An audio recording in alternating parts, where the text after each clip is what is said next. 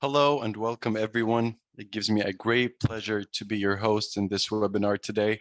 My name is Omar Yasser and I'm very excited to show you how same-day dentistry made easy, powered by Atomica AI and Mogassam. Throughout the coming hour, following our agenda, I'd like to start by introducing our special presenters whom are excited to share their expertise and knowledge in the digital era of surgical dentistry with all of you. And after that, we'll be sharing a brief about Atomica and Mogassam and how both parties are focused in revolutionizing today's dentistry, not to mention that you need to stay tuned till the end of the webinar for our very special offer. And finally, let us know if you have any question, and I kindly ask you to type in all your question in the Q&A section and not in the chat for us to be able to answer all your questions.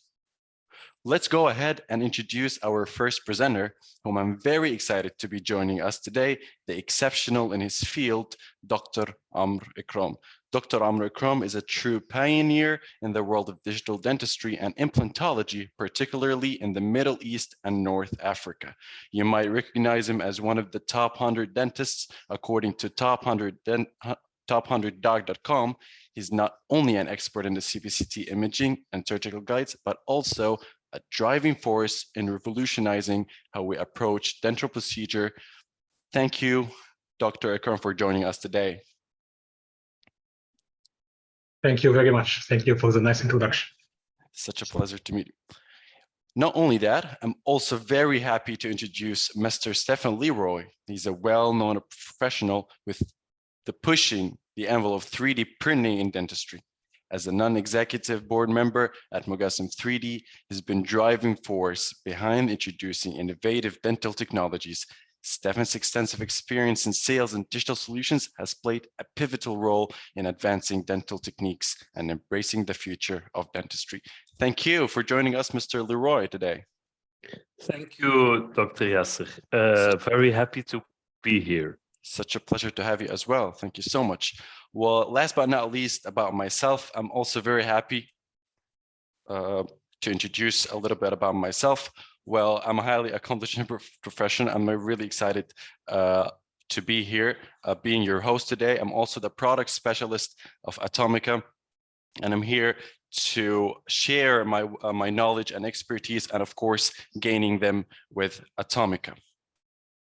So briefly, a little bit about Atomica. Atomica is a startup based in Atlanta, Georgia, USA, launched early in 2022 for the sake of building innovative solutions and products in digital dentistry all over the world. So our aim is to aid dentists and dental professionals and to provide unprecedented patient care through a set of solutions like our Atomica AI software suite that includes implant planning, guide design, and segmentation modules. And we're adding more AI modules and apps on a monthly basis that will serve different specialties and usages in the digital dentistry sector. We also have our own intraoral scanner, the Atomica S100, and we recently launched a new product is the S200 that are fast, reliable, accurate, and cost-effective. It also has an AI scanning and imaging features that makes digital workflow even more seamless using the Atomica AI software. And to add the icing on the cake, of course, we have here Mogassam to complete the workflow for us, and I'll leave the platform for Dr. Mr. Leroy to tell us more about Mogassam. Well, thank you, Omar. We at Mogassam, we try to transform the digital workflow. Well, we have to start the intraoral scanning. Okay, we have the intraoral scanning, and traditionally, then in that workflow, we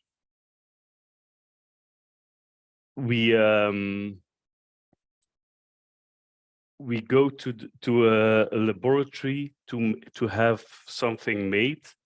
So this is a chairside printer that can print the digital files and transform them into end products. This saves not only time, because your patient doesn't have to come back, but you also have really fast the solution. So you can, in one session, you can, you have your end product and you can place it in the mouth of the patient. And it also saves on lab costs. So all this taken into consideration, this is really a new workflow, which is revolutionizing the dental world.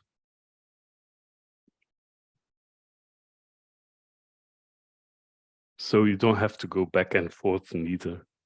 So I think, well,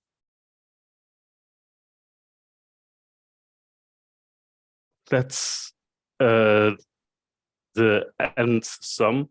You can save up to $160,000 of dental lab costs and decrease the process, the different steps you need to take to have the final crown, for example, in the mouth of your patients, and decreases the cycle time by at least 3 weeks. Well, thank you so much, Mr. Leroy, for your brief information about Mogassam. Of course, having Mogassam as our in collaboration with us, and at the end of the workflow, because everyone is looking forward to have the 3D printers in-house to be able to finish their workflow in a seamless way. So thank you so much for joining us today. A little bit more about Atomica. Using Atomica AI software make it easy also for anyone to digitize their workflow and transition into digital dentistry seamlessly, starting with a scan where you scan your patient digitally using an intraocular scanner in the market, which replaces the conventional way of taking impressions manually. Later comes the planning phase, where you create an AI-guided plan, from generating the curve, model matching, implant placement, to designing and generating your own guide in a very few simple steps. And of course, all guided and powered by AI. Eventually, using Mogassam's 3D printers, you can print a generated guide in-house. That's it. One seamless and easy workflow that suits all. That's why we believe that this partnership with Mogassam will give dentists across Egypt, GCC, and MENA regions a lot of benefits and advancement in the patient outcome and provided care. Don't you agree, Dr. Ekram, about this?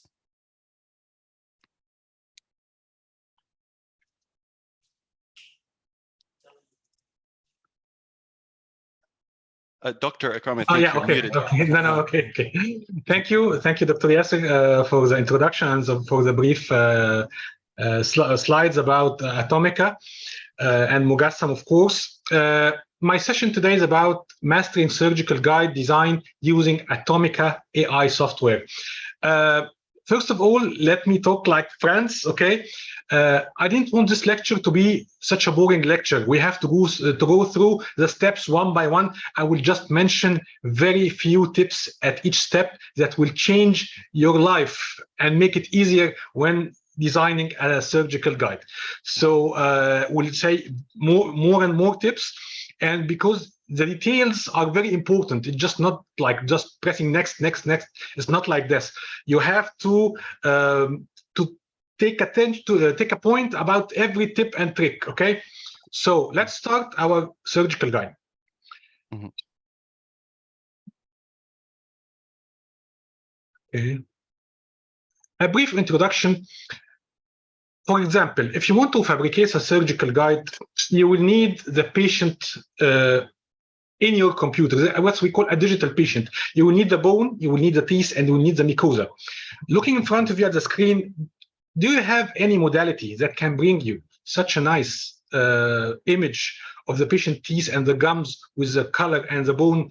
The answer is no. Until now, we don't have just one modality. You cannot get the gingiva, the bone, the face, the teeth all in one. For example, MRI, CBCT, CT scan, scanner. Every device we have can bring one or two structures. That's it. So from this point, we have to innovate how we can get a digital patient. How much time do you spend with your patient in the clinic? Half an hour max? Okay, I need to bring my patient back home. I need to bring my patient and study him. Of course, I cannot get my patient back home, or otherwise I'm having a hotel. So this is not possible. But with digital dentistry, we can have our patient make consultations, try different treatment plans, and finally decide what's best for the patient. So here comes a term which is called a digital assembly or a digital patient. Since I don't have a single modality, I have different modalities. So I can take, for example, the gingiva with an intraoral scanner. I can take the bone with a CBCT or a CT scan. I have teeth, okay, from both modalities, and I can reassemble those images to get a one image that has the full anatomy of the patient. So if you want to get the image on the right, you need a cone beam CT and you need a intraoral scan or extraoral scan, and we do what is called registration. You find the common point and you use it as a point for registration. So, for example, here we have the intraoral scan or extraoral scan, and we have the CBCT. As we can see, the teeth are common objects, so we can use them to make the registration. Okay, from there you can get to the picture on the right side. As you can see, the picture on the top left, this is an animation, but the picture on the top right and the bottom right is a registration. So more or less, we have the same idea. Mm-hmm. Okay, so now what we need to make a tooth-supported, for example, tooth-supported surgical guide, we need the teeth for drawing the guide, we need the bone for directing the implant. So we have to see common landmarks, and we have to make the registration. We'll discuss this in details, of course. So we use the common points, as you can see on the right and on the left, the same points. We place the points on the intraoral scan or lab scan, and the same landmarks on the cone beam CT. So we have here the teeth act as common objects. So let's start the steps of fabricating a guide. From the scratch, you don't have to be an expert. We'll just talk about some tips for the experts and some introduction for the beginners. First of all, we draw what's called a panoramic curve. As you can see, the patient's mouth is not like flat like a panorama. This is an imaginary image. So to make the patient's, to get the panorama like a flat image, we have to draw what's called a dental curve or a panoramic curve. As you can see, the yellow curve on the right. So this is the first step, to draw a dental panoramic curve. What about the tips? The curve has to be in a cut that has both the teeth and the bone.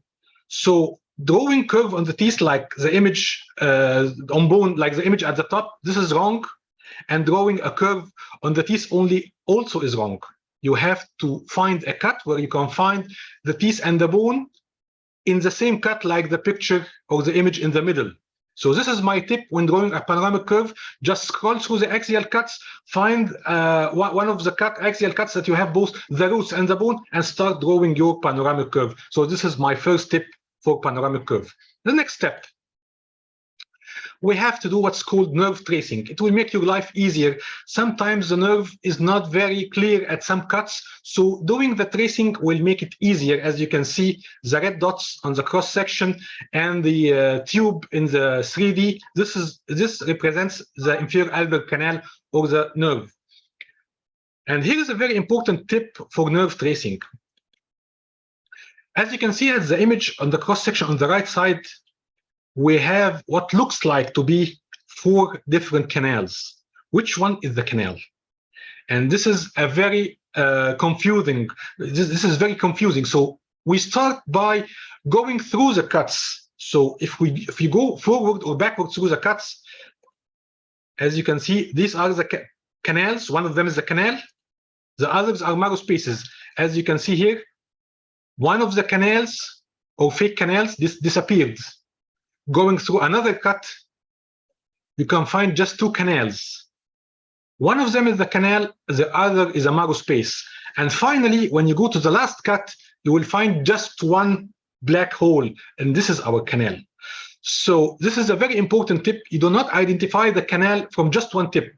one cut, sorry, because you may have an overextended or underextended measurement that can affect your implant treatment plan on the long run. So just go through and through from right to left or from back to front through the whole cuts to find where the nerve is, and the others are marrow spaces. So we have completed 2 steps. It's a panoramic curve followed by the nerve tracing in case you have a mandibular implant. Okay, as you can see here. The next and important step is the STL registration of the model, whether it's an intraoral scan or a lab scan. Usually we use intraoral scans nowadays because intraoral scans are spreading. So, but a lab scan is fine. If you're starting, you don't have the budget to get an intraoral scan, you can just take an impression, pour it in stone model, and use a lab scan, or make your lab do it for you. So we have the CBCT consisting of bone and teeth. We have the model consisting of gingiva and teeth. So I said the teeth, the word teeth, twice, once in the cone beam and one other time in the model. So these are common objects. So we use these as common objects, and we just put points on the cast and on the CBCT, and we do what we call a registration. So there are 5 or 6 important tips that I will mention now. Before taking or choosing the points, make sure that the point in the intraoral scan or lab scan has no bubbles or artifacts or defects. Okay, and on the CBCT, make sure that there are no metal artifacts, for example. So before putting a point and then you find the other image, you find an artifact, just look at both images, decide which points are you going to use, and start placing the points. So this is my first tip. Beware of the defects in the cast or in the cone beam. Choose sound points. My next tip is look from the same angle. You have to look, if you're looking from a front view on the cast, look from the front view on the CBCT. You're looking on the side, the same applies for CBCT. So always place the points from the same angle at both images. One more tip, try to distribute the points. Just don't put all the points on one side. Try to distribute the points from right to left, from anterior to posterior, from buccal to lingual or palatal. So don't use the image that I did here. It was really a case from my early, about 8 years ago, early days. Also, make sure that you put enough points near the edentulous area. If you have a missing upper right third molar, upper right first molar, you have to put a point on the upper right second molar, and a point on the upper right, for example, any premolar. Okay, so you have to distribute the points. What about the third point? Put it on the other side. You can put more than 3 points, put 4 points. The point is you have to distribute the points. You have to be near the area of interest. Next tip, use definite points. Do not choose any arbitrary point on the labial surface, just a flat surface. Cusp tips, incisal edges, incisal point angles, maximum concavity, maximum convexity, center of a groove. These are definite points, solid, definite. I'm sure just 1 point. But the labial surface of teeth, you can do some mistakes. You can just switch right or left. So try to use definite points. And here comes another tip. Please remember the points. Don't put the point on the right molar, then anterior and left molar, and then reverse the same points at the other image. As you can see, you have to put 1, 2, 3 and 1, 2, 3 at the same order. You don't put the points haphazard, because this will make the registration a failure. Also, if you are targeting the cusp tips and incisal point angles, then you ask your imaging center, or if you have a cone beam CT in your office, please ask them, the technician, to separate the upper and lower jaws. Please. Why? To be able to segment or remove the upper jaw, for example, or the lower jaw, and find your cusp tips. A patient in occlusion, where you don't have except the labial surfaces. And as we said before, it's not the best accuracy that we can get. So these are many tips for registration, unless you have an AI software like Atomica. If you have an AI software and automatic registration, the software can recognize all the points. It can save you a lot of time, of course, especially if you are a beginner. So after an AI has the registration, you have to confirm. I believe AI are two C's. It's a click and confirm. Click to give an order for an AI to start, and confirm that the AI is okay. Because you do not depend on the AI totally. AI is a method to help you, not to depend on it. So this is very important.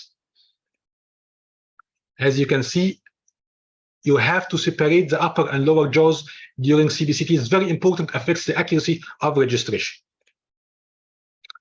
Our next step is not to put an implant. We do not choose the best point in bone and put the implant.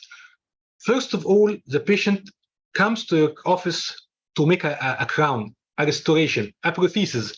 He's not coming for surgery. He's not an impaction case. He's not removing a lesion. He's coming for a restoration. And it so happened that the patient needed to make surgery to be able to achieve his goal of getting a restoration.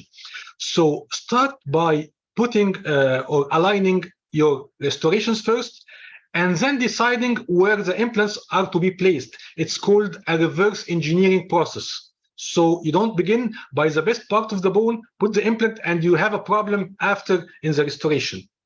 My tip here, avoid judging from a single view. As you can see, this view looks tremendous. It's very nice. We have to look at the third angle. Let's try to look at the third angle.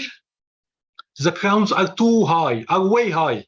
So don't judge from just a single view. You have to place the crown from top view or from side view, and then make a confirmation that the crowns are aligned or the restoration is aligned properly from the other dimension.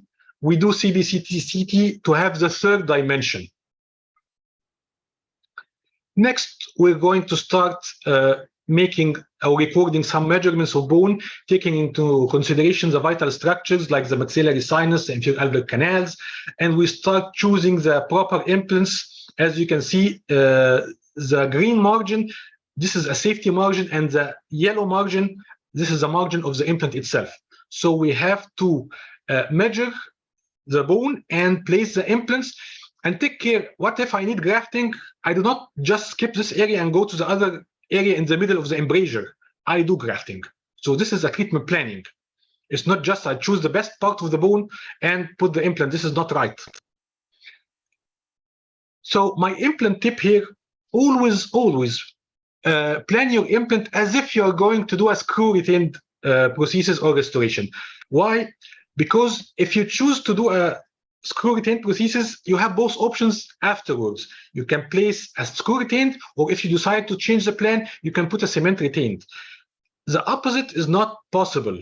If you, for example, if you place a screw, if you place an implant and the screw channel is directed from the labial part of the crown, you will not be able to make a screw retained prosthesis. You will just have to do a cement restoration, or you have the other option of going through custom abutments and cement retained. It will be costly. So the best idea, the best method, in my opinion, is you have to place the implant as if you are going to make a screw retained prosthesis, and then you can decide later what you want to do. So these are very important tips. Planning in the surgical guide is the most important part. Checking the implant parallelism. Okay, you have to check if the implants are parallel. It's preferable to be parallel. It's a must or mandatory to be parallel in case you have a bridge, but in case of two single crowns that are neighboring crowns, you don't have to put them parallel unless you have to do splinting. For example, if you have the bone D4 or D5, soft bone, it's better to splint. So I can go easily with making them parallel whenever I have to. Otherwise, it's okay for single crowns, but it's a must for a bridge or a full arch single or segmented bridge.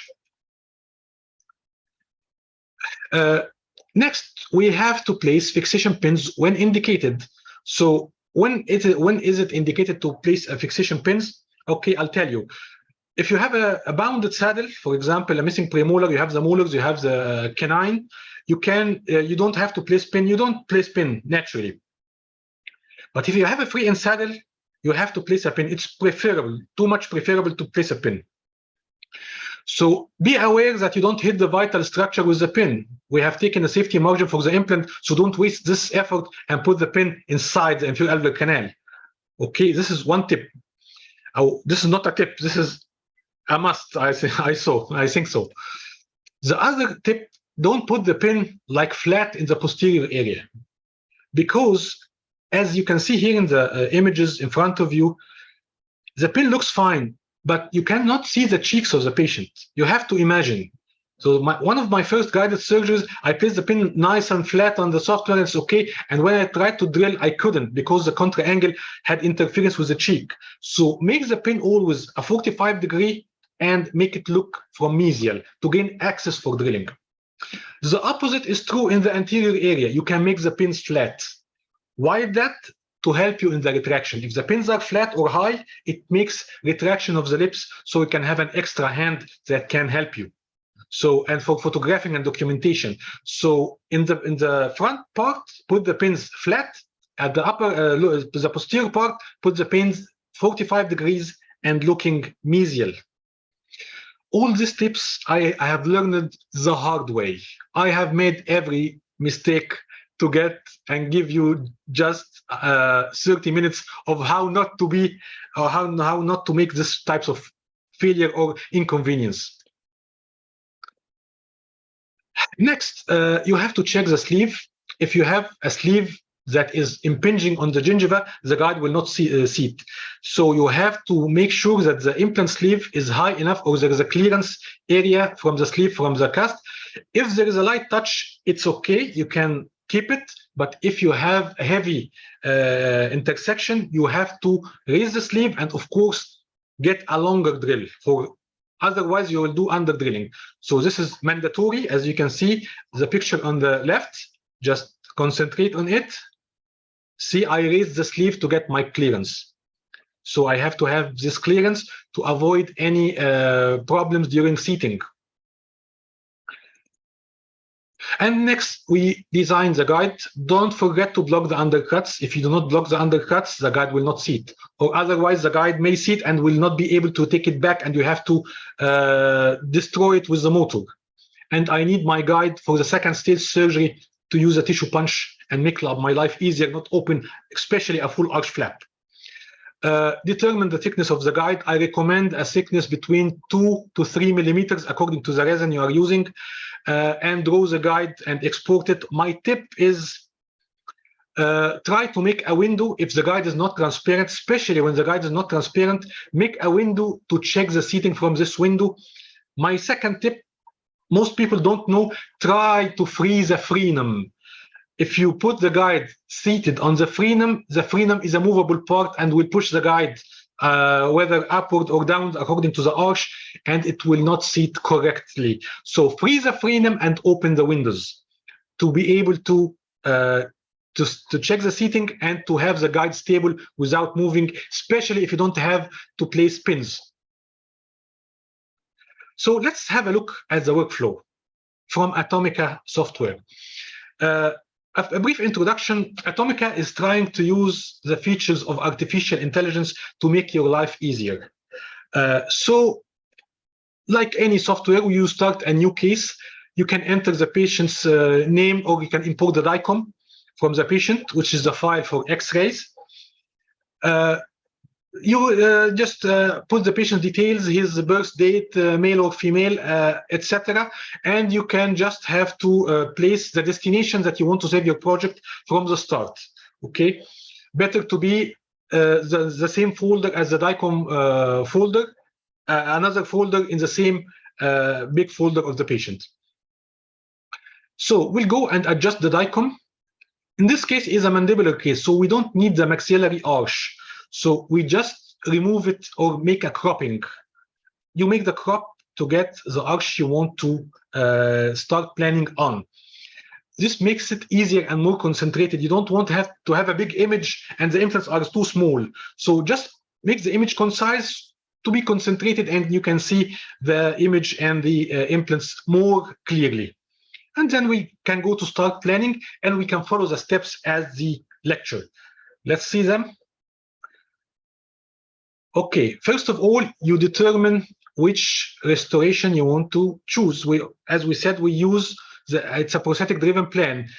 We choose it's a mandibular curve, and here comes what I like. It's an AI-generated panoramic curve. Remember the panoramic curves that we used to draw to make the patient's face appear flat? Here, the AI can draw the curve automatically, and also it's a click and confirm. It's a CNC. So I just clicked. Now I'm just confirming and adjusting. If I need adjustments, I can do this. If not, then it will not be necessary. Next, we can choose the nerve. Look for, as you can see, I'm going through the cuts, checking for marrow spaces and the inferior alveolar canal. I'm going to do to place points on the canal from for each side. This way, I can have the canal in red, and I can do my measurements easily. I can get alerts from the software or alarms if the implant is near the canal. And this is the mental, of course. You can adjust the thickness of the nerve, and so on. Okay, for the sake of the webinar, we did one side. Okay, you can go through and you can see the nerve. Always draw the nerve from the cross section, not the panorama. The panorama has different layers, but the cross section, you can always see the nerve in the cross section. Next, we start by registering the model. Remember all the tips that I said. If you have an AI, you don't need all these tips. You just need to confirm. We will import the STL, and just in a few seconds, the AI can register on its own the STL file. I have just to mention whether it's a lower arch or upper arch, and just click and confirm. As you can see, looks very nice. If you want to adjust the registration, you can still do the old school way, the same way. You can do a rematch or point registration, as you can see here. So I can choose the points. Remember, we use definite points. We distribute the points as I'm doing here, okay? I'm putting points from different directions and from same angles and same order. These are the tips. And then we can just apply. And we have an option, what's called best fit or perfect fit, as Atomica calls it. So you can just make the software help you again in doing surface registration, voxel by voxel or surface by surface. So I mentioned the AI in the panoramic curve in the registration. Hopefully Atomica will do the nerve tracing also in the future AI. I just have to put my implants and place my restorations. So I saved maybe half of the steps with AI. So I just have to confirm. I don't have to do all the steps. So next, shall we put the implant or put the restorations? Of course, as we learned from the lecture, it's a prosthetic-driven plan. We have to put the restoration, the crowns, and look from two different angles. For example, top view, it shows you the right and left and the anteroposterior dimension. And from side view, it shows you the vertical dimension. As you can see, you can rotate, you can scale, you can do like any software, okay? It's easy. The red dot can rotate and the green dot can expand or shrink the crown. As you can see, I'm planning the crown from two different directions, not just one, okay? And again, I'm going to put another crown here, okay? Rotation with the red dot, and scaling with the green dot or dots according to the dimension. Okay, see, I checked from the other view again.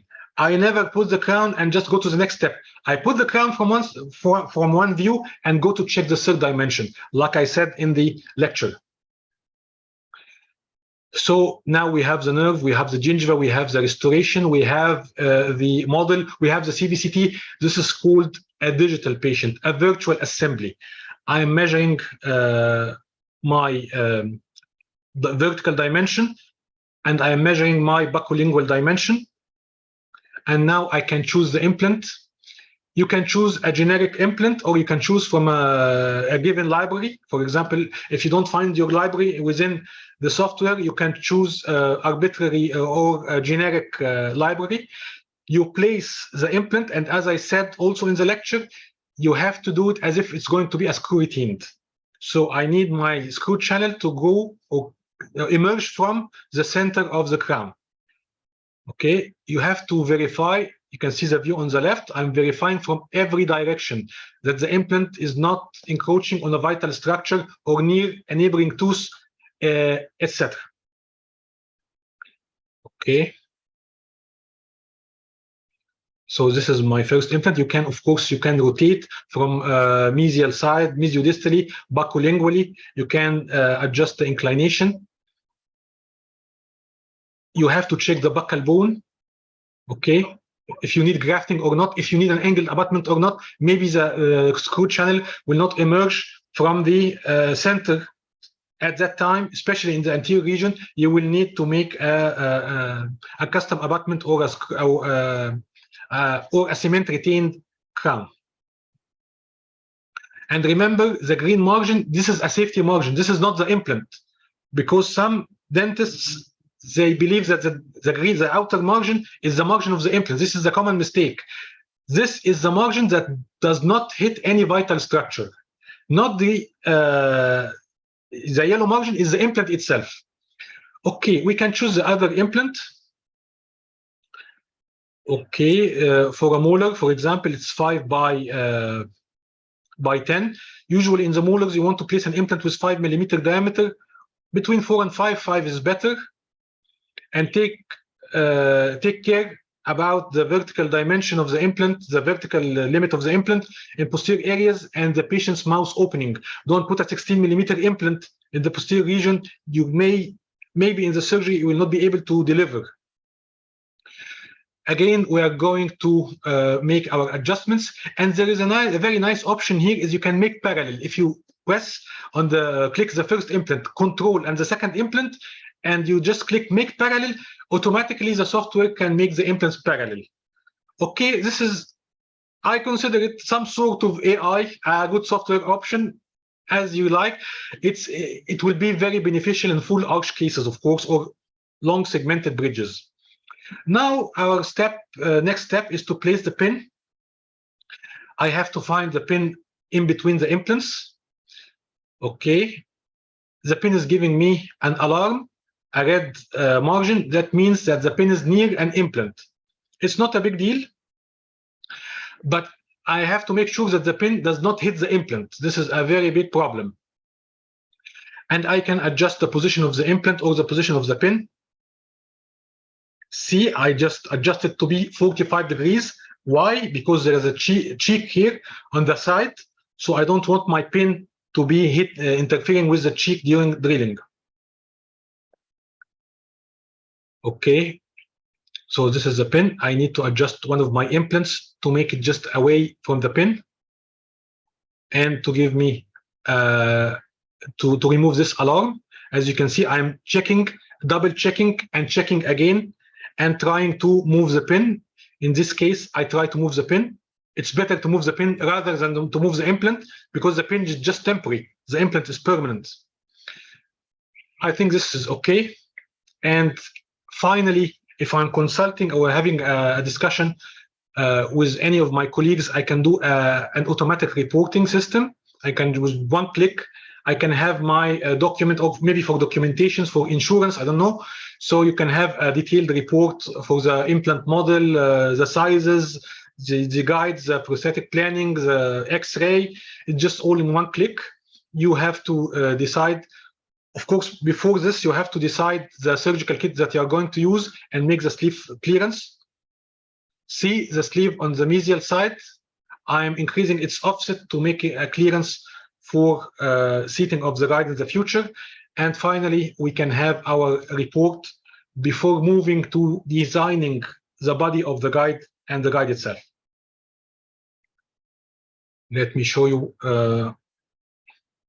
Have to look from different angles, from different directions. All the time, you have to look from different angles. Okay.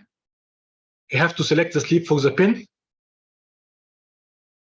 according to the system. Or if you have a library that is ready-made, fine, you just choose your library and that's it. Mostly, most of the pins are 20 millimeters in length. They differ in diameter between 1.25 and 2.0.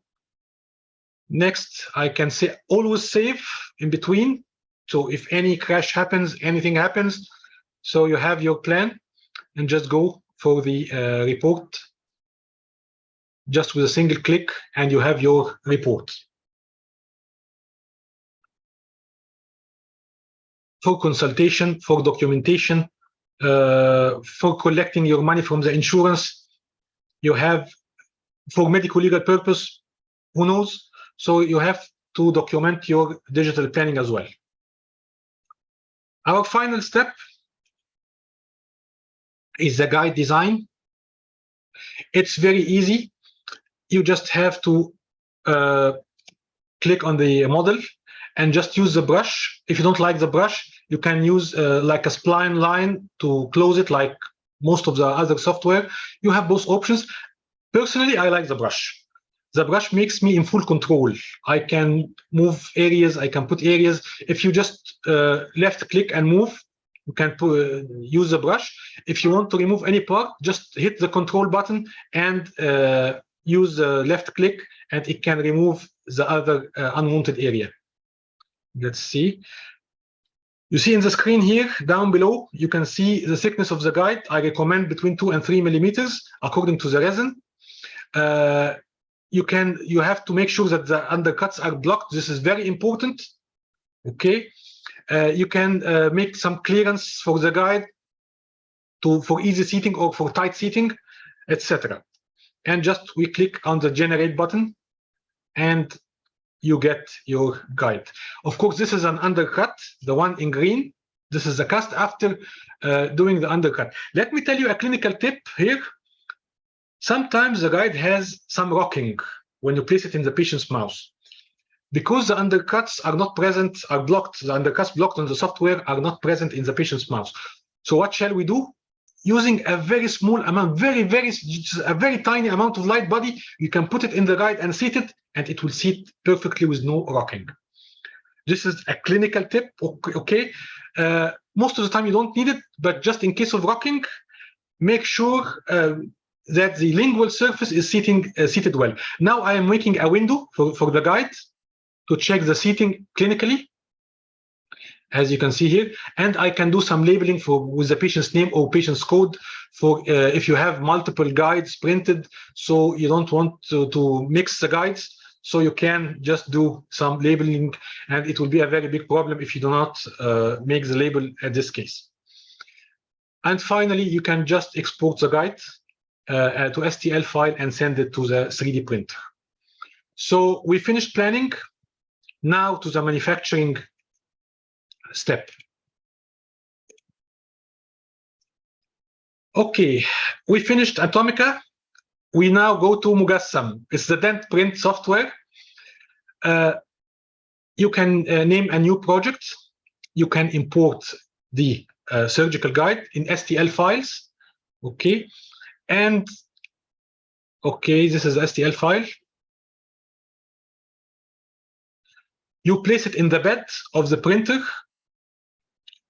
Try to place the guide in the center of the printer. This is the most accurate part of the printer. The side is also accurate, but any printer try to be in the center. Okay, put the guide, put it flat on the bed, or better to make from 10 to 25 degrees if possible. This guide is small, but if you have a big full arch guide, better to make it from 10 to 25 degrees. You can do what we call the base and the supports, okay, to facilitate removing of the guide from the platform of the 3D printer. Now we export the file. This is a second file for the guide with supports to be able to place it in the printer, and this is Mogassam's printer, of course. First of all, you have to make sure that the bed is clean, the platform is clean. You shake the resin, make sure that the resin is mixed well, and you just place the proper amount not too many, not too little, and just give the order to the printer to start printing. The time taken to print the guide depends on the resolution of the printing. My recommendation is you use 50 microns for printing. Although 100 microns are sufficient, but for more accuracy, I prefer the 50 microns. It takes a little bit longer time, but it's more accurate. I think printers are moving on very fast now. We have the term what's called a 3D chairside printer. So chairside is like the chairside CAD-CAM, but it's a printer. The advantage of printing than CAD-CAM is that printing is much, much, much cheaper than CAD-CAM and less sophisticated. So if you have your printer, you can design the guide. The patient can wait in the waiting room for just few minutes, and you can have your guide, and you can start right away after printing is finished. It just takes a little amount according to the resolution you are doing. The printing is building layer by layer, and finally you can have your guide. You can wash it and you can cure it and put the sleeves, or if you are performing a sleeveless operation, it's fine also. You know, removing the guide from the supports is very easy. One of the most important factors about 3D printing, it's simple, it's easy, it's handy. Okay, just like that. Of course, you have to clean this. Don't leave it like I'm leaving it here, because you may pierce the bed afterwards. Now we are ready for curing and post-curing, and of course you place it in alcohol, wash it, and post-curing, and you are ready for surgery. So my take-home message today: digital dentistry is not considered the future. Digital dentistry is the present already. So it's not the future anymore. It was the future about a decade ago. Now it's in everyday's practice, some way or another. It's either fully digital or partially digital. There is no just only manual, except in very few situations. Same-day implant restorations may be facilitated using 3D printers. The chairside 3D printer can print a surgical guide and can print restorations, and it's very cheap, by the way, compared to CAD-CAM. So you can do your final restoration. You can do whether it's a final restoration or an immediate temporization, or you can do your surgical guide immediately. Of course, I don't recommend that you put the implant and the final restoration the same day. No, same day means immediate temporization. But final functional loading for biological reasons has to be delayed at least for 2 months, at least. But if you want to do it, it's fine. But I think it's not the correct way to handle your patient. But you can do an immediate temporization for the patient and print the guide at the same visit. And finally, we are heading to the dawn of a new era, an era where artificial intelligence is the game changer. Artificial intelligence is moving very, very fast, more than digital dentistry, and it's much cheaper. You're just having software, and it's an upgrade for digital dentistry. The upgrade for digital dentistry is the artificial intelligence. So I believe you should take care or have a note about AI, start using it maybe on a small scale, but it will increase rapidly and it will save a lot of time. Of course, artificial intelligence now is doing some minor or some basic stuff, but in the future it's expected to do some major stuff, maybe in the coming few years.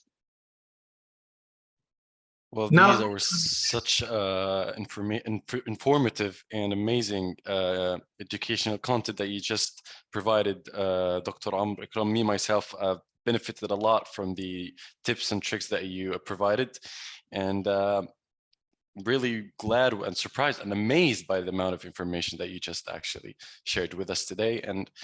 And here comes the Q&A part session, where please, everyone who wanted to ask a question, just don't hesitate. Go ahead and ask your questions on the Q&A section. And it seems that we have a bunch of questions right here that we need to start answering them. So let's see our first question. So I think this is questions for you, Dr. Ekram. It says, Dr. Ekram, was this guide generated only using AI from the beginning to finish? Of course not. We had two major steps: the arch curve or panoramic curve, and then we had the registration. And hopefully, Atomica, you will provide us with a nerve tracing in the future. We're just Yes, left. we will. Yes, we are just left with the crown placement and the implant placement and the guide design. You have now almost 3 steps, and 50% of the job is done using AI. And yes, and we're still on the roadmap, adding more AI features to our software. And stay tuned for the nerve tracing part, as we'll be releasing very soon. So moving forward to the next question. Is this software free to use, the Atomica implant planner and guide design? And where is Atomica based? I think this question is directly for me. So software is totally free to use, and the Atomica implant planner and guide design, all of them are free at the current moment. And Atomica, as I mentioned, is based in Atlanta, Georgia, in the USA. So everyone who's looking forward to get the software, it's totally free. Go ahead and visit atomica.ai, and you'll be able to only fill in the blanks and download the software right away. Moving forward, we have a question from Ihab Musa. Can I export the crowns for immediate loading? Export crowns for immediate loading. I think this question is related to the guide software. As I mentioned, yes, you have free export at the current moment. Mean crowns. Okay, so if you mean crown, so yeah, you can export it into an STL file, but this is only confined in the software Atomica only. You can only view that in our software. But regarding the STL guide, you can export that. But for the crowns, it's only on the software. It only supports surgical guide designing, not crown design. So moving forward to our next question, could you print permanent restorations on Mogassam 3D printers? I guess this question is for you, Mr. Stefan. I think okay, yeah, I was muted. Well, actually, this is quite just the point of the printing. The printing of a crown takes about, well, depending on the crown, let's count 40 minutes. And then you can just place the crown in the mouth. So, of course, yes, you can. And it's permanent. Okay. So there's a use case where we have done this. Amazing. Perfect. So I had a case myself, not to interrupt you, but I had a case and it's one for one of my students, actually. Maybe he's hearing us now, and he has his restoration for 3 years now. Everything's fine. Well, thank you for reassuring. So yes, the answer is yes, you can 100% print a permanent restoration on Mogassam 3D printers. Moving forward to our next question, are Mogassam printers have open or closed source systems? I think this is for you again, Mr. Leroy. You think you're muted? Okay.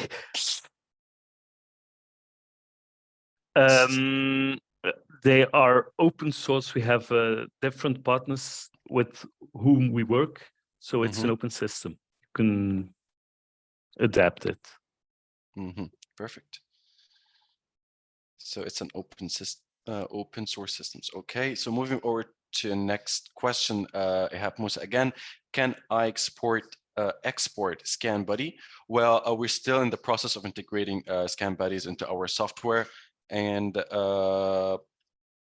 until now, it's in our roadmap to be able to do that, but currently not until we actually start integrating the Scan Buddies into our software.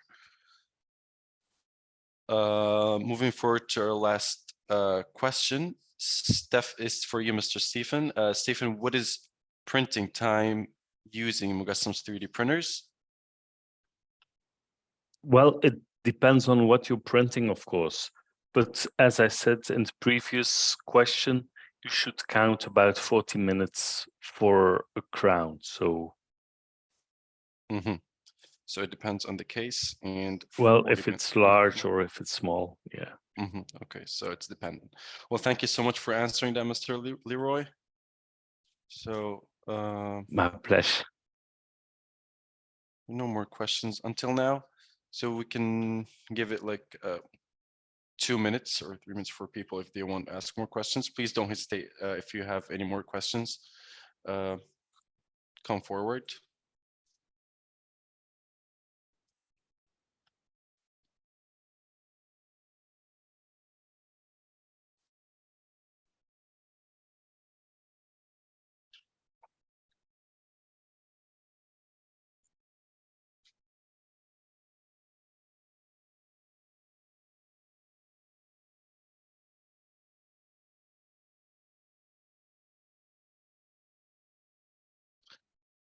Okay, so I'm excited to move to that part, especially this is the most thrilling part, and this is the most, let's say, I waited for this part. So this is the part where we talk about the surprise. So, okay, so we have a special offer for Atomica. So anyone who's actually signed up to that webinar and stood till the end of the webinar can have 3-month free exports from Atomica. Not only that, but you have 6-month free exports if you bought a Mogassam 3D printer along with it. And I'd like to invite you to go ahead and use that offer and have all the great features and tools in here. Only make sure, again, you sign up with the same email you used for this webinar. And these are the contact list. In case you have any questions or any further inquiries, you can go ahead and ask all the questions. And you have, if you want to know more about Mogassam, you can visit the website.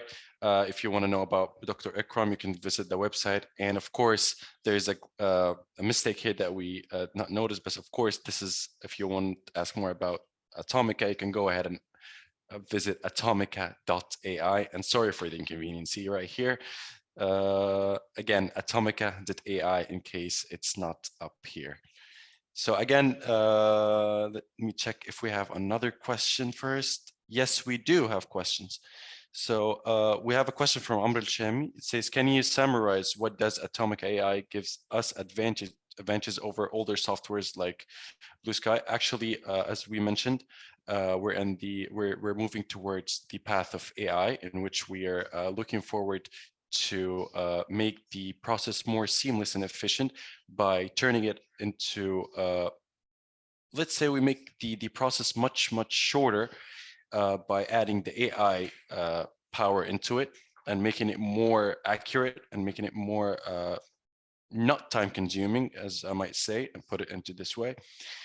And we make it more user friendly. We make it more intuitive, more easy for the eyes. Even if you open up the software and start working on it and doing your own plans, you'll find it's much more easy and smooth if you browse into it.